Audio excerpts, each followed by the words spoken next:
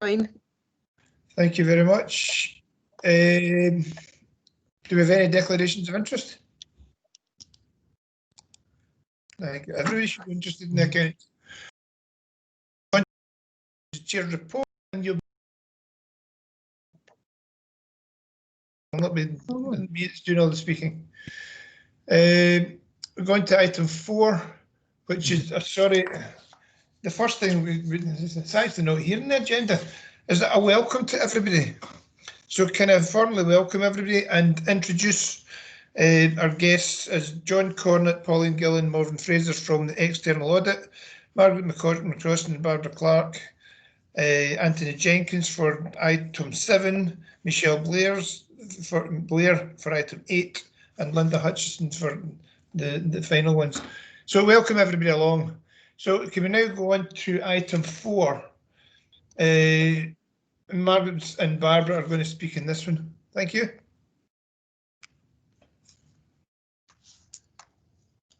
You're both in mute.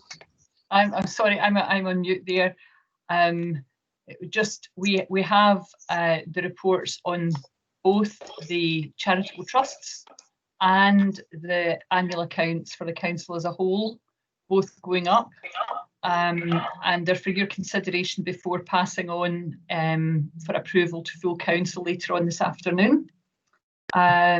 You've already seen the draft accounts. The audit's now been completed, and we've done that within the given timescale, which is the end of November, which I'm absolutely delighted about, considering the difficulties of working from home and remote auditing and accessing information through the IT channels with all the various levels of security we've had to have in. So the issues that have been raised are all in the auditor's report. They're here, they will be able to give comments too. So I would really just like to take another chance to thank Barbara, all the accountancy staff, and in fact the core systems team, because we used the new ledger for the first time, and the auditors for how they've all pulled together to get these reports back to us in time today for your consideration. Thank you, Margaret. John, did you wish to say anything, or Pauline? Chair, I was going to, in terms of the charitable fund accounts, I was going to leave that with Pauline to say a few words, and then I'll pick up our report on the main council's accounts, if that's okay. Yeah, that'll be fine. Okay, Pauline. Thank you, Chair. Paper 4 on the agenda relates specifically to the charitable trusts, and you'll have seen in previous years that we include comments on the charitable trust audit within the council's annual audit report, which comes up in the next agenda item. But for this paper, you'll see attached the reports that you typically see for the audit. So that's the ISA 260 report, which is our covering report to those charged with governance, which is yourselves, and then also the ISA 580 letter of representation, which Margaret will sign off after this meeting, which will enable me to sign off the accounts. You'll also see at Appendix A is the proposed independent auditor's report. So for this year, as with previous years, it's a clean audit report. We didn't find any issues as part of the audit. I know in previous years we did raise some issues with getting back up to support some of the awards that were given, but we didn't find that issue this year. So the paperwork to support some of the awards was much improved. The only thing that we have raised, and you'll see that in paragraphs 22 to 24 in the council annual audit report, in the next agenda item, where there are 7 charitable trusts, and out of the 7, I think 2 of them hadn't made any awards for at least the last 6 years. So we had raised that in discussion with Margaret, and we accept that times issues with being able to amalgamate or make some of the trusts dormant, because some of them are very, very small. They have very, very few awards that are granted during the year, and we had raised whether there was the prospect of being able to amalgamate some of them and make them dormant. I think that has been raised in previous years. It's quite a common thing with charitable trusts. Many of them are very, very old, very small, and the trustees have very, very specific requirements as to who can benefit from any of the awards. So that can cause a difficulty in amalgamating any of them because they have very specific requirements for each one of them. So we accept and we recognise that there are difficulties in being able to either make them dormant or amalgamate them, but we've raised that in our annual audit report for this year. There's nothing else to report for questions at this point. Thank you. Does the committee have any questions for anybody before we bring in John? Annette? Nothing. Thanks, Chair. It was just, I might be jumping ahead of myself a wee bit here, but I noted that in agenda item number 5, there was comment made about the Netherlands School Endowment Trust, and it was noted that the recommendation to consider the introduction of processes by which the grant awards could be confirmed has not been implemented yet, but it then went on to say that evidence had been provided that supported the grant money, the awards that were made. I just wanted to confirm whether the changes that were discussed in the audit report had actually been implemented. Yes, so I think I'm correct in saying that the point you're referring to for Netherley, which was an issue that we'd raised in previous years, is that it? Is that perhaps in our action plan, the appendix in the report? So that was an issue that we've carried forward from previous years, and we had raised it last year just to say that some of the documentation wasn't as robust as it should be and wasn't easily obtainable. But for this year, all of the information we asked for was there, and the information was enough to support the award of the grant. So there's no issues. Okay, thank you very much. So the processes that they were asked for, have they been implemented, or is that still to be? Ah, brilliant. Thank you very much. Thank you. Annette, your hand's still up. Anyone else? No, that's fine. Thank you. John, would you like to come in?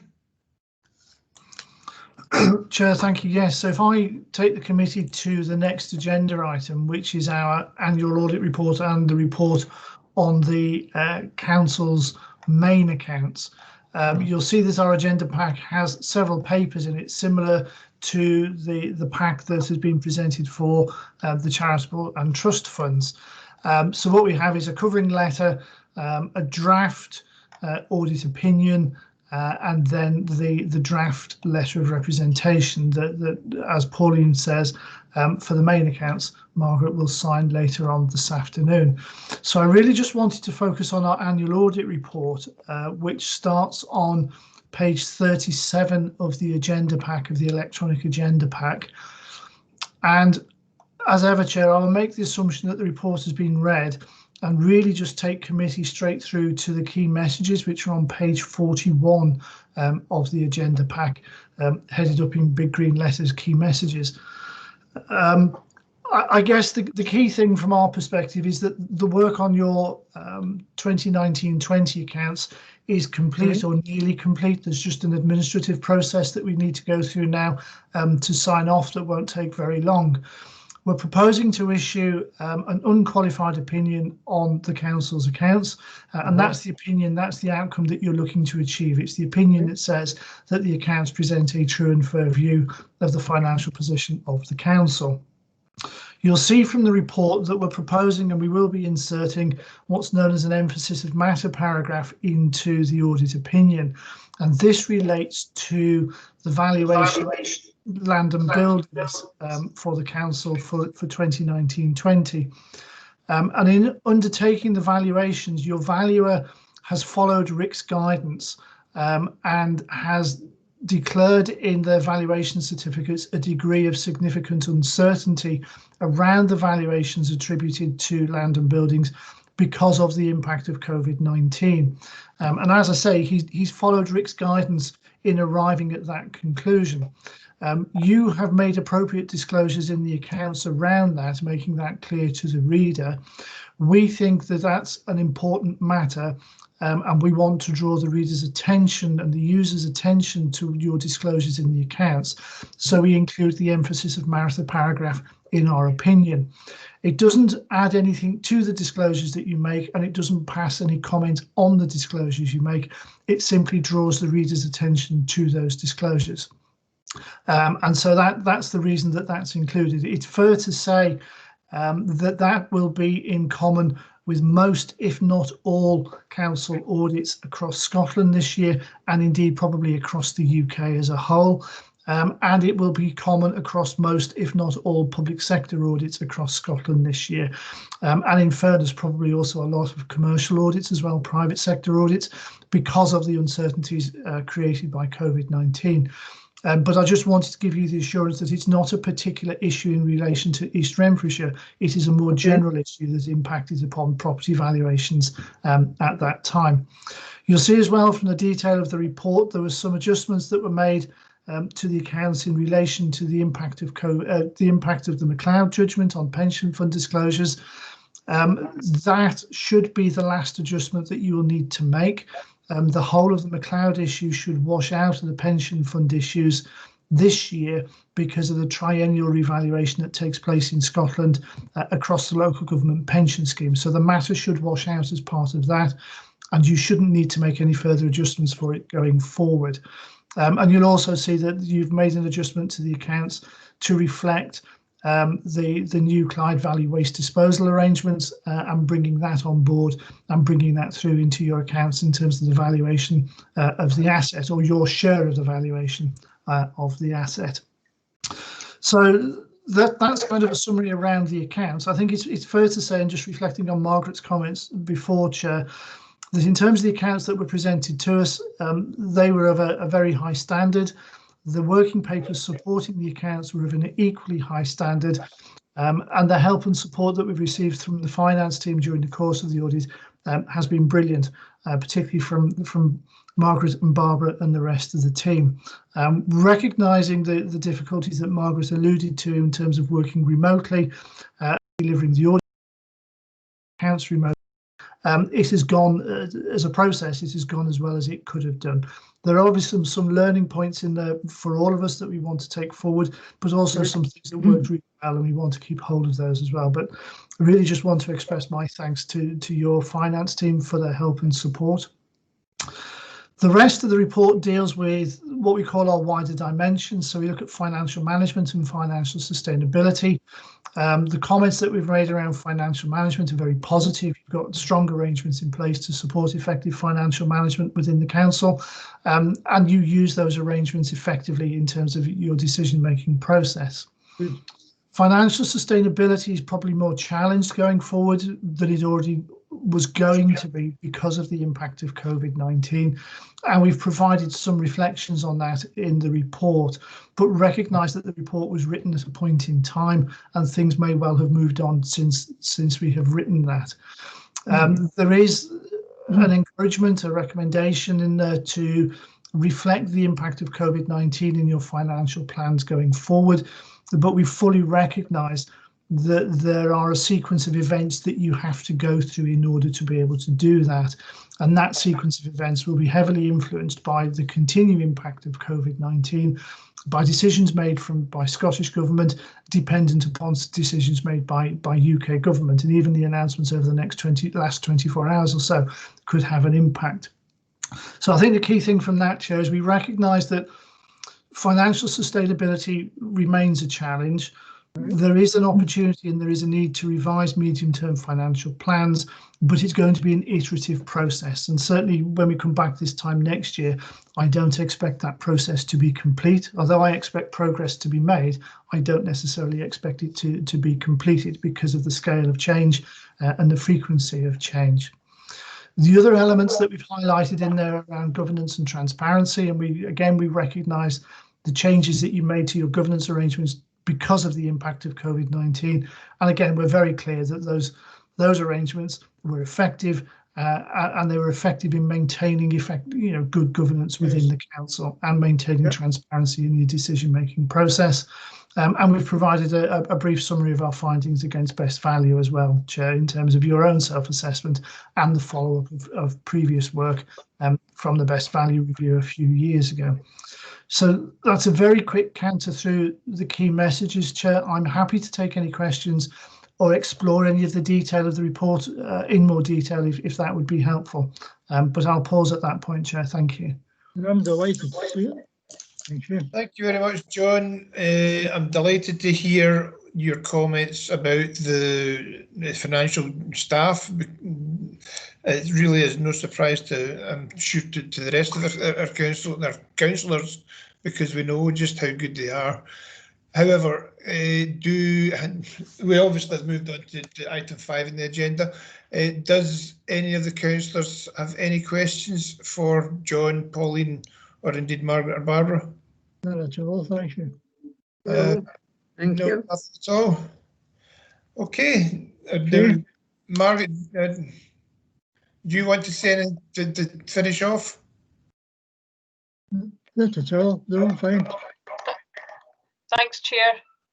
No, I just think that it's been a fantastic response to get to where we are just now, and totally agree with John's comments that there's a lot of uncertainty and it won't all be resolved in less than 12 months. We will still be adjusting and refining our responses as we go for a few years yet. However, where we are now is we've managed to close the book on the 1920 accounts, and the next step will be we'll take those up to council at 4 o'clock this afternoon, and then hopefully, all being well, embark on one of the first actions in our new normal after COVID by signing them off using the new docu-signing, electronic signing, which I think is going to be the way forward for the future.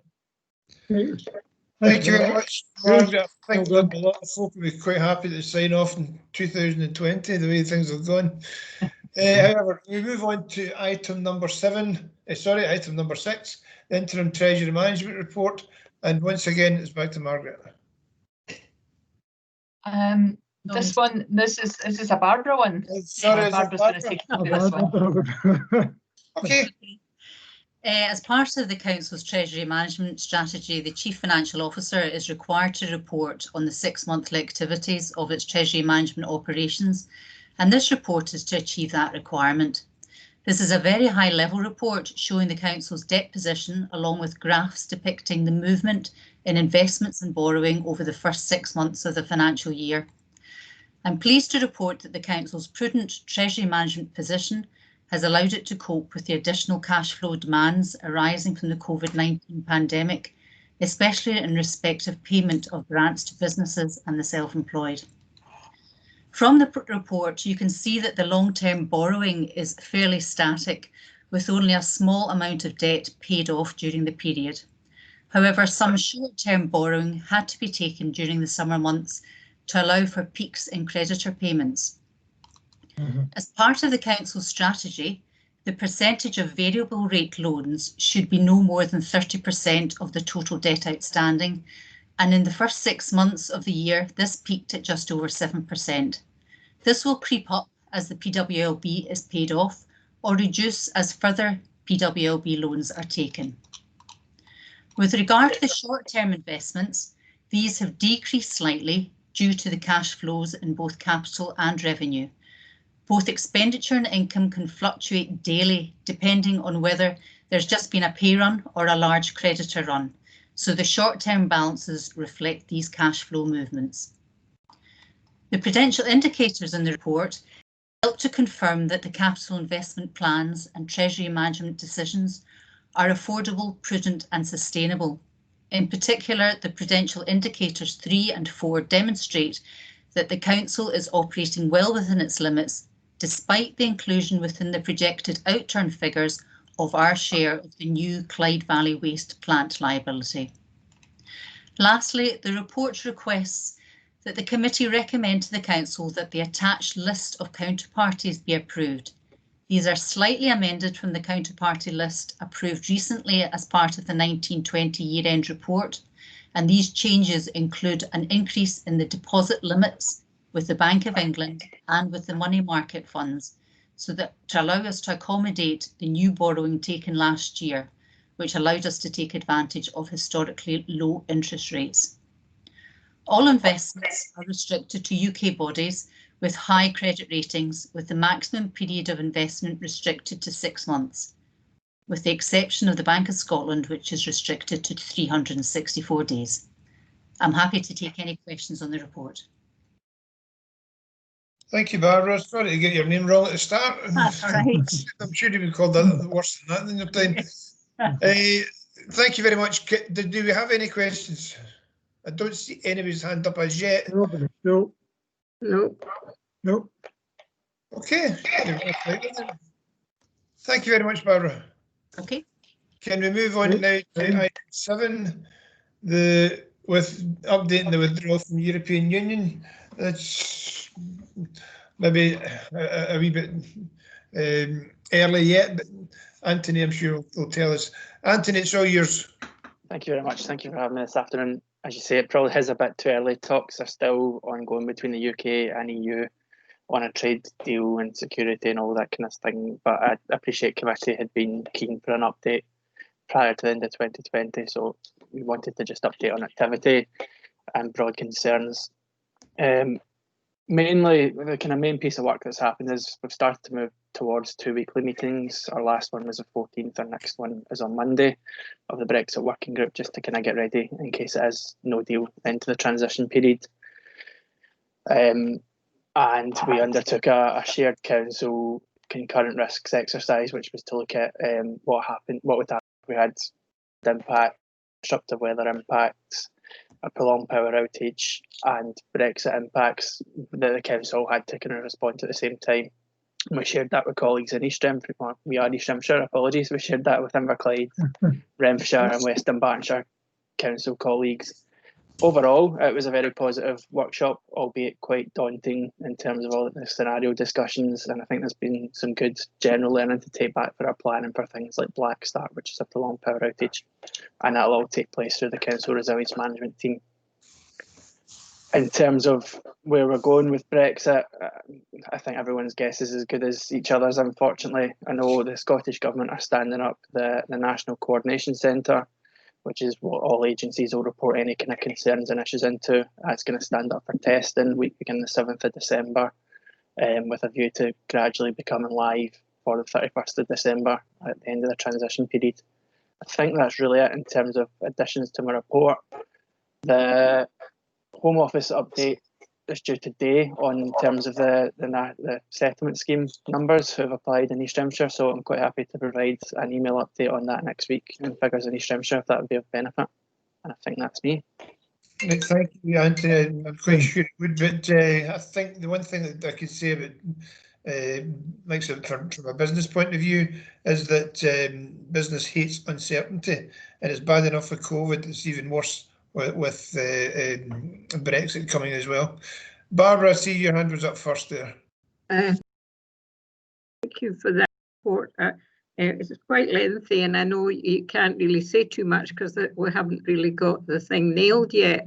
But it would be helpful if we had some idea, the whole business of contracts, where at the moment, as part of the EU, we had to make sure any contracts had to go to the EU if it was above a particular figure, and that was the business of precluding a lot of local people because it had to go to Europe for an account of what they would charge out there for whatever we needed. So have you got any idea what might happen with that? Because I'm quite anxious that local people do get the opportunity to do things for councils, and that we don't have to go and now and put the contracts out abroad, when we could maybe get our local people to do something for us, and it would keep our money in the district, as it were.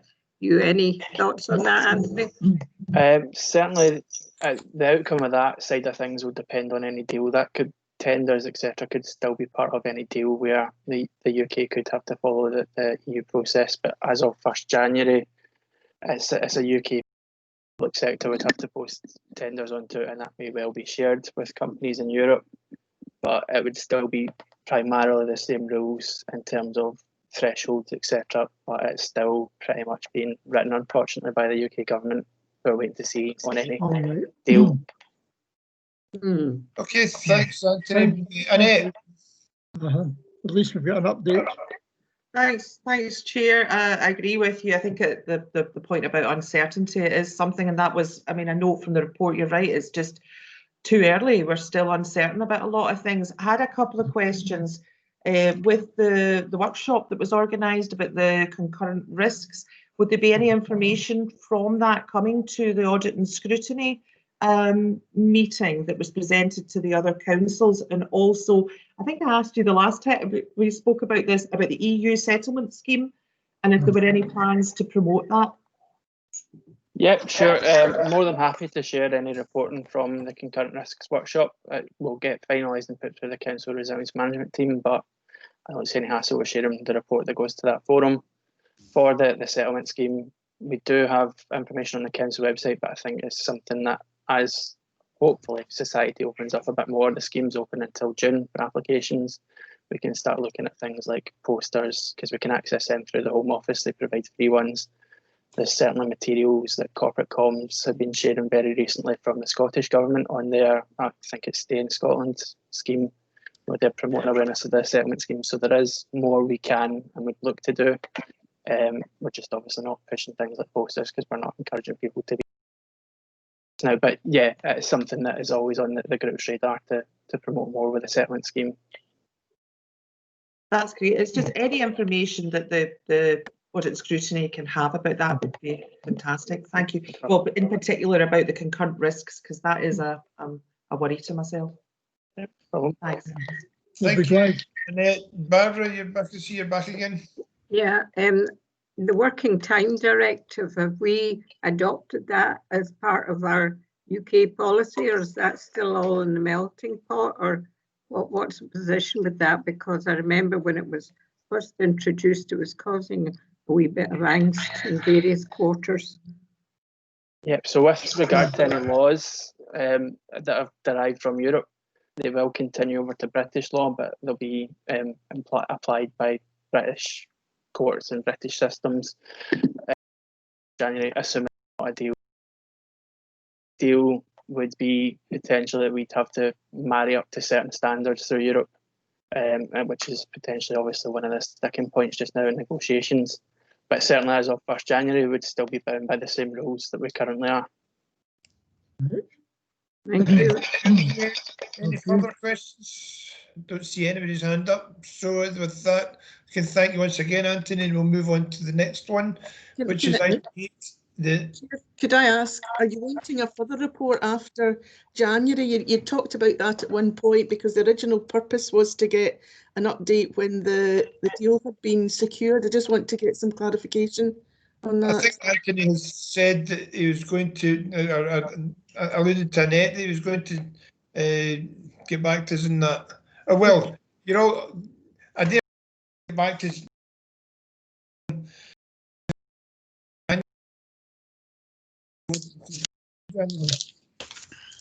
okay. Yep, sure, happy to, yeah. Right, that's fine, thanks. Okay, Linda? Yes, thank you. Okay, start again. Back to the item number 8, the internal audit plan for 2021, and this is Michelle. Hi, good afternoon. The progress report for Q2 is going to be quite short. Remote auditing continues to severely restrict how much we can actually do without access to premises and officers. And although audit staff have started some audits in the quarter, we continue to support other departments, for example, environment with the business grant. So we're all kept busy, but we're not necessarily doing audits. Only one audit report of 2020 work was issued in the period to the end of Q2.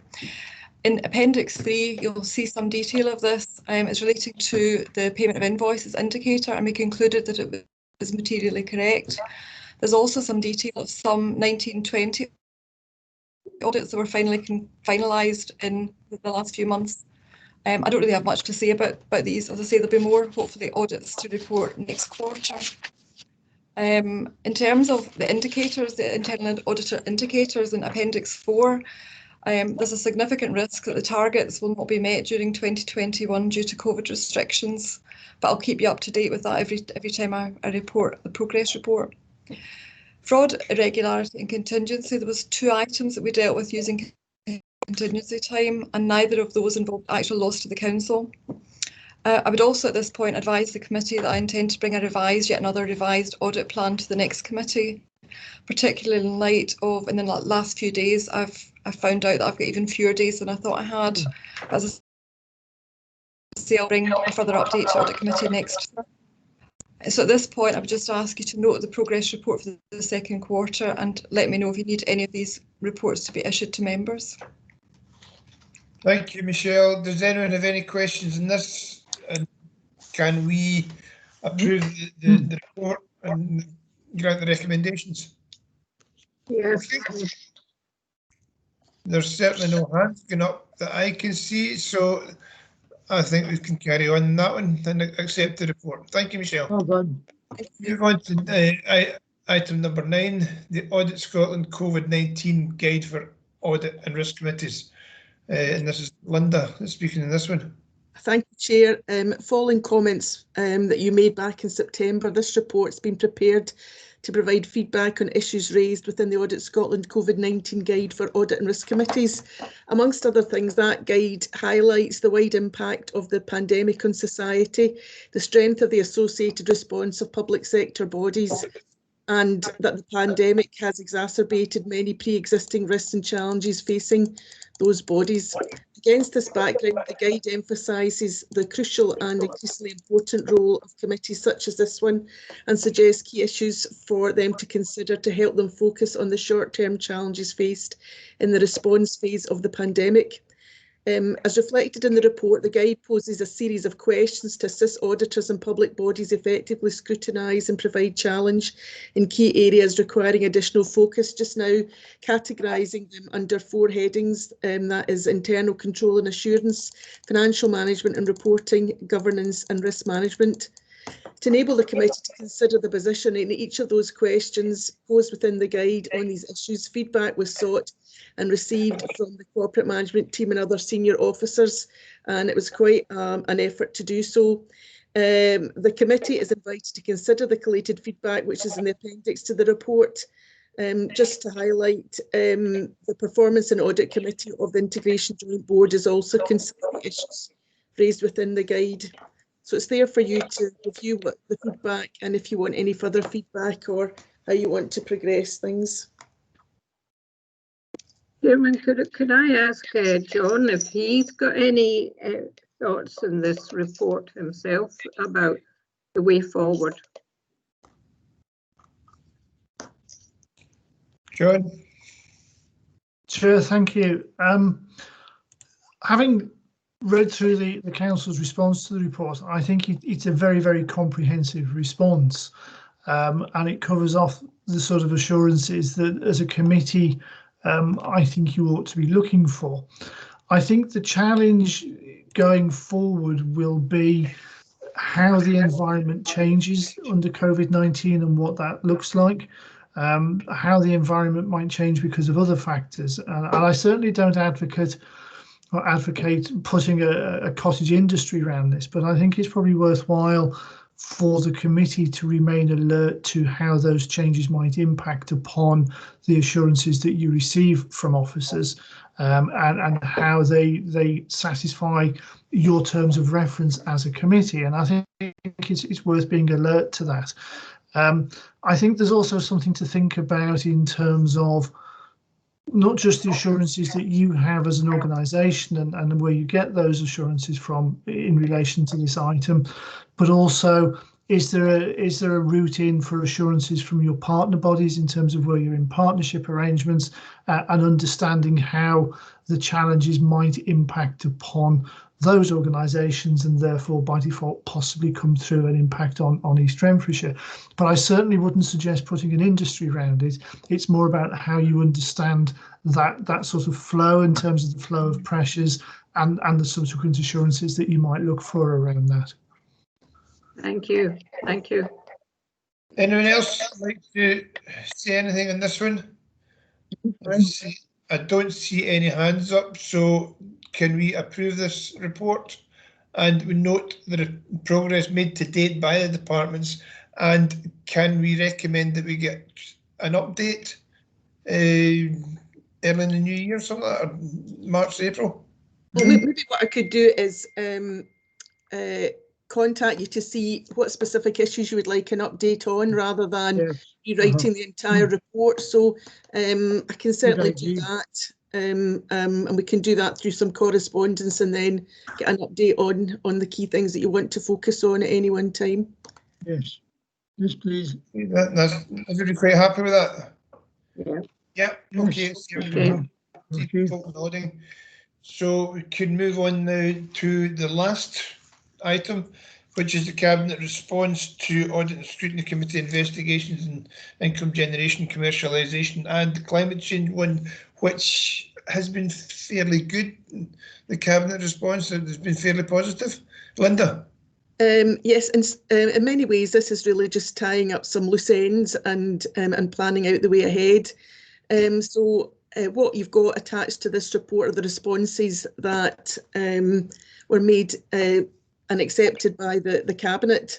The final report on the committee's investigation on income generation and commercialisation was submitted to the Cabinet on the 5th of December, and it was agreed at that time a response would be prepared. So Appendix A gives the recommendations that you made at the time, and following a slight delay due to the impact of COVID, a response was considered and approved by the Cabinet on the 24th of September this year, and that reflected that all 12 of the committee's recommendations had been agreed, and that despite the challenges of dealing with COVID-19 related issues within the Council, work had been started in many of these areas, with other work planned in future in due course.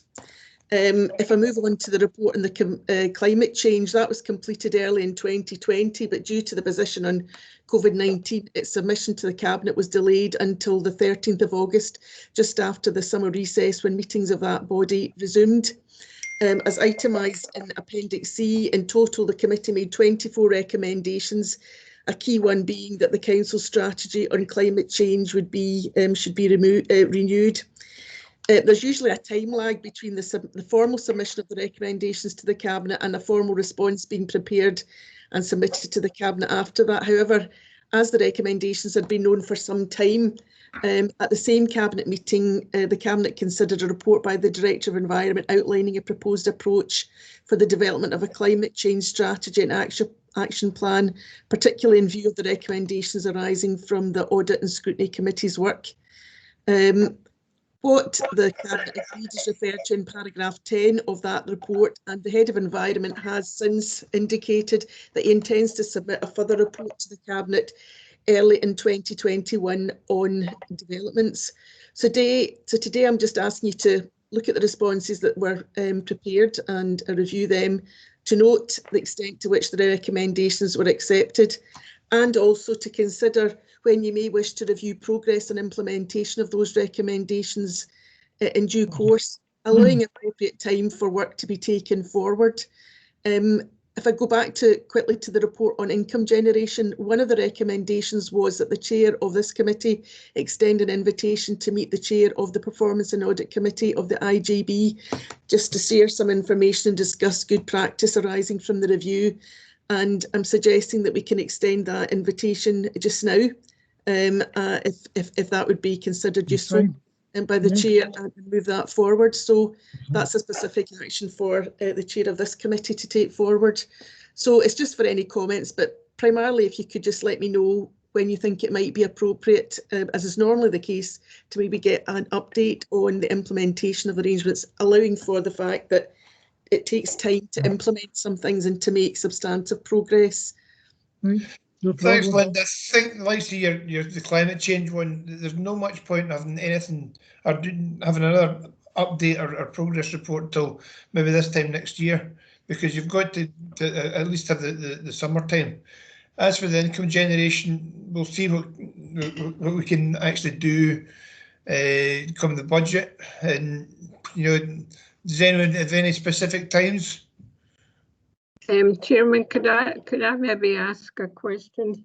Yes, of course. On page 266, we've got a list of some of the things that we spoke about at the time for coming up with some money or other things, and I've highlighted 2 or 3 of them, and I just wonder do we have any specifics about whether environment have taken these on board, like the landscaping and ground maintenance and new developments, grazing lets, the annual garden waste collection? Well, I believe they're thinking about charging for the waste in the garden stuff for £60, so that would certainly bring in a few pounds. Do we have that? Do we have that highlighted? I know that some of them have not necessarily been considered fully viable to take forward. I don't have, to the best of my knowledge, I don't have a list of all of them. I could certainly ask for feedback on that if that would be helpful. But it may be that some things are still potential things to take forward over time. So, you know, the position today might not be the position in 6 or 12 months' time. I just don't know the answer to that at the moment.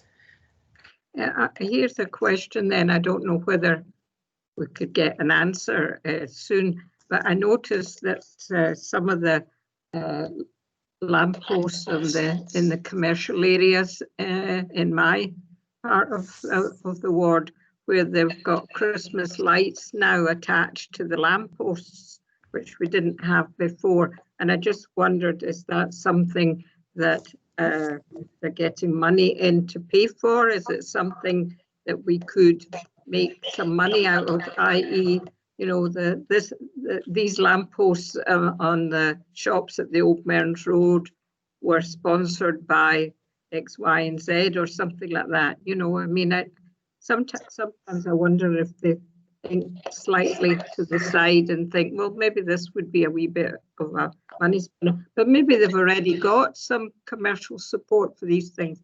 I don't actually know. I don't have the answer to that question today. I can certainly find out a bit about that arrangement. I don't know if you know, Margaret, anything about the funding of the lights. I'm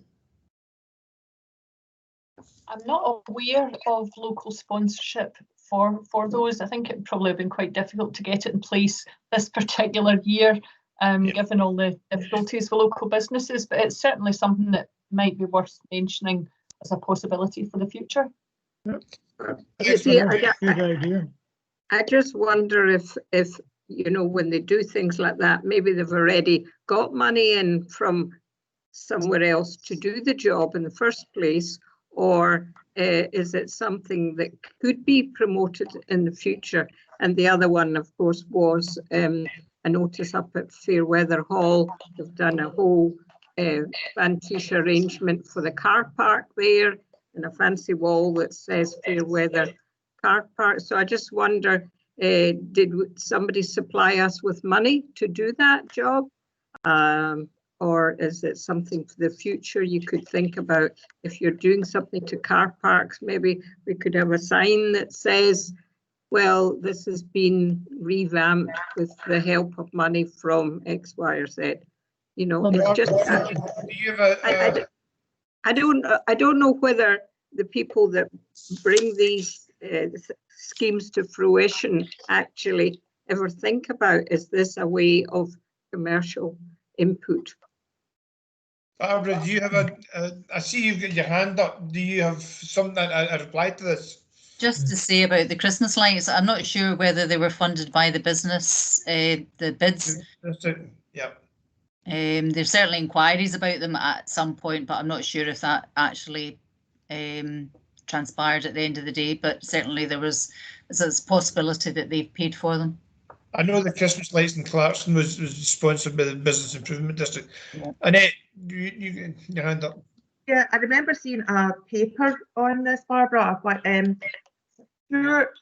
Christmas lights, the additional ones, that came in under the Town Centre Rejuvenation ring fence fund, and there was an allotted amount for those extra ones above the ones that were put in by the bid.